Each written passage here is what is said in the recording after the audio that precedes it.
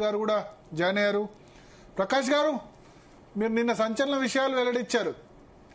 కొంచెం మిస్కమ్యూనికేషన్ ఉండే. ఏంటంటే 28 నాడు హిడ్మా దొరకలేదు, రెండవది అతను సరెండర్ కావడానికి రాలేదు. ఈ రెండు నిన్న మాట్లాడిన దాన్ని కొంత మిస్కమ్యూనికేషన్ వల్ల అట్లా అనుకోవాల్సి వచ్చింది. బట్ పట్టుకొని చంపేశారన్నది నిజం. ఆ 6గురిని కూడా ఒక దగ్గరే పట్టుకున్నారు, తర్వాత చంపేశారు ఒక 3-4 రోజుల తర్వాత. లొంగిపోవడానికి హిడ్మా రాలేదు నిన్న మీరు చెప్పారు. రాలేదు. ఆయన ఎట్టి పరిస్థితుల్లో లొంగిపోను, నేను ఎక్కడైనా షెల్టర్ జోన్ లో ఉంటాను అని చెప్పి అన్నాడట. అయితే ఆ షెల్టర్ జోన్ పోయే క్రమంలో కొరియర్ ఎవరో దొరికినట్టున్నాడో కొరియర్ ని పట్టుకొని విచారించడం వల్ల అతన్ని వేరే బోట్స్ తెలిసినట్టున్నాయి. దానివల్ల అతన్ని చంపేశారని తెలిసింది. అతన్ని ఎన్కౌంటర్ కాదు, ఇది పట్టుకొని చంపేశారనేది క్లియర్ ఎవిడెన్సెస్ ఉన్నాయి. ఆ ప్రాంతాలలో వాళ్ళు చెప్తున్నారు, ఆ చింతూరు అటు సైడ్. సో ఇప్పుడు ఆంధ్రప్రదేశ్ లో లొంగిపోవడానికి వచ్చాడన్నది అయితే కరెక్ట్ కాదు. మరి ఆంధ్రప్రదేశ్ కి ఎందుకు వచ్చాడు? ఆయన పోతున్న క్రమంలో దొరికాడు. ఆంధ్రప్రదేశ్ లో షెల్టర్ జోన్ లో ఉందామనుకో, అరణ్యంలో ఉందామనుకున్నాడు. ఆంధ్రప్రదేశ్ కాదు, ఎక్కడో షెల్టర్ జోన్స్ కి వెళ్ళాలనుకున్నాడు. ఏఓబియా లేకుంటే వేరే స్టేటా మనకు తెలియదు. తెలంగాణ అయితే సేవ్ కదా. ఇప్పుడు కాంగ్రెస్ గవర్నమెంట్ అయితే వాళ్ళైతే సపోర్ట్ గానే ఉన్నారు కదా. మేము రేవంత్ రెడ్డి అయితే చర్చలకు పిలవాలి అన్నాడు కదా. ఇక్కడ ఇండియాలో ఉంటే ఎట్టి పరిస్థితుల్లో తన ప్రాణానికి రక్షణ ఉండదు అనేది హిడ్మాకు తెలుసు. అది ఎక్కడ సరెండర్ అయినా చంపేస్తారు. ఎందుకంటే ఆయన దాడులలో 26 దాడులలో చనిపోయిన వాళ్ళు 200 మందికి పైన ఉన్నారు. అంతా కూడా సెంట్రల్ ఆర్మీ. కాబట్టి ఎట్టి పరిస్థితుల్లో నేను ఇండియాలో ఉంటే దొరకను అనేది, నన్ను చంపేస్తారనేది ఆయనకు తెలుసు. బట్ ఆయన చాలా ఫెరోషియస్ లీడరు. భయపడి కాదు, ఆయన పరిస్థితి అనుకూలంగా వచ్చినప్పుడు మళ్ళీ రావచ్చు అనే ఉద్దేశంతో, నేను అనుకుంటా ఎక్కడికైనా వెళ్ళిపోవాలనే ఉద్దేశంతోనే ఆయన ఆ దారిని ఎంచుకున్నాడు. ఓకే, ఆ క్రమంలో పట్టుకున్నారు.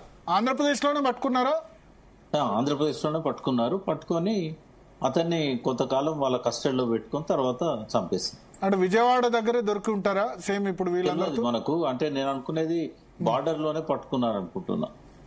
మరి ఇదే సమయంలో 50 మంది ఎలా దొరికారు? అది వేరు సందర్భాలు, ఒక్కసారి కాదు. వీళ్ళు గ్రూపులుగా విడిపోయినట్టున్నారు. ఎక్కడికక్కడ గ్రూపులుగా విడిపోయి వేరు ప్లేస్లలో షెల్టర్ తీసుకున్నారు. వాళ్ళ షెల్టర్ జోన్స్ కి వెళ్లే క్రమంలో వాళ్ళు ఇక్కడ కొంతకాలం ఆగినట్టున్నారు. అంటే వీళ్ళెవరు భరత్ గారు, వీళ్ళెవరు ఆయుధాలతో లేదు. వీళ్ళు వచ్చిందంతా మఫ్టీలో వచ్చారు, ఆయుధాలతో రాలేదు.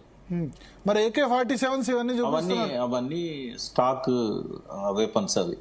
ఓకే, వాళ్ళెవరు కూడా ఆయుధాలతో లేరు. ఆయుధాలతో ఉంటే అట్లా పోవడం కరెక్ట్ పోలేరు కూడా కదా.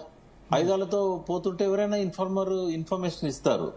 ఆయుధాలతో కాకుండా సాధారణ దుస్తులలో చిన్న గ్రూపులుగా వెళ్ళిపోతుంటే ఈ కొరియర్స్ వల్ల ఈ సమాచారం లీక్ అయి జరిగిందనేది ఇప్పుడు మనకు తెలుస్తున్నది. ఈ రోజు వచ్చిన అప్డేట్స్ అవి.